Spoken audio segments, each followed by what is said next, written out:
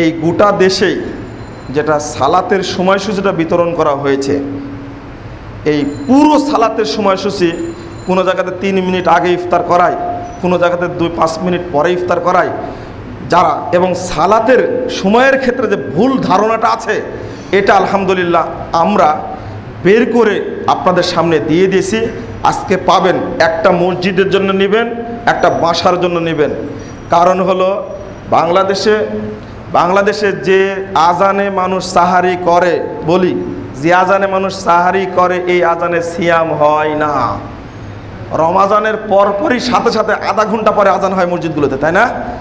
রমজান মাসে শুধু আহলে হাদিসদের 1 মিনিট 2 মিনিট আগেই দেয়। আবার রমজানের সময়ে, রমজানের পরে যে শাওয়াল মাসে যে 6টা সিয়াম পালন করে, কুল আজানের ভিত্তিতে করে, নিঃসন্দেহে সাহারির টাইম আধা ঘন্টা 20 মিনিট চলে যাওয়ার পরে সাহারি করে, সিয়াম হবে না। এটা বাংলাদেশের মানুষ জানে না। অতএব ঘরে এটা ক্যালেন্ডারগুলো রেখে, আপনারা ক্যালেন্ডারগুলো ঘরে রেখে সঠিক টাইমে সালাত আদায় করবেন।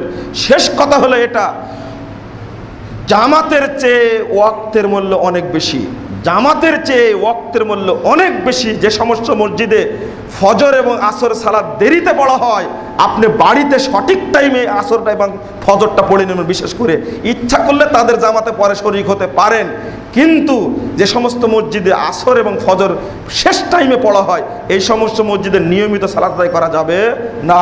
টাইম দেখে সালাত আদায় করার চেষ্টা করবেন, এটা অনুরোধ থাকলো, এবং আপনারা প্রচার করার চেষ্টা করবেন। আল্লাহ তুমি কবুল করো, আল্লাহুম্মা আমিন।